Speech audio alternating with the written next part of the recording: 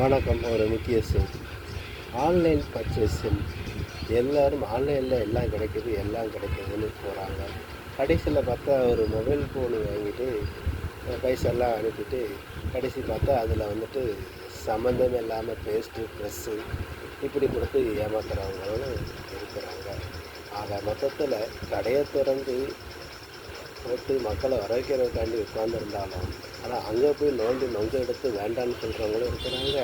அதே சமயத்தில் எல்லா டவுட்டும் கேட்டு வாங்கிட்டு போகிறவங்களும் இருக்கிறாங்க. இதில் நீங்கள் என்ன டவுட்டு பார்த்துருவீங்க? ஆன்லைனில் தொட்டு பார்க்க முடியுமா? இல்லை என்ன தான் கேள்வி கேட்க முடியும்? அங்கே போட்ட உடனே அப்போ டக்குன்னு பாயிண்ட்டு அடிக்கிற வேண்டியது பைசா ஏற்ற வேண்டியது தானே இருக்கும். அப்போது ஆன்லைனில் ஏற்கனவே இந்த ஆன்லைனில் பர்ச்சேசிங் வந்ததுலேருந்து வணிகர்களுக்கு ரொம்ப பாதிப்பு இருக்கிறது. இதை அரசு இதை கண்டுகொள்ளவே இல்லை ஒரு பக்கம். ஆனால் நீங்கள் யார்கிட்ட போய் கேட்குறீங்க? இந்த ஆன்லைனில் பர்ச்சேஸ் பண்ணதுக்கு முன்னக்கூட்டி நீங்களாகவே பைசா இருக்குங்கிற இதில் நீங்கள் எவ்வளோ அட்டன் பண்ணியிருந்தீங்க, எல்லாமே பேசியிருந்தீங்க, கடைசி முடிச்சுட்டு போலீஸ்கிட்ட போய் இருக்கிறது. இதுதானே நடக்குது. அப்போது ஒரு தவறு செய்வதற்கு முன்னக்கூட்டியே யோசிக்கணும். நன்றி.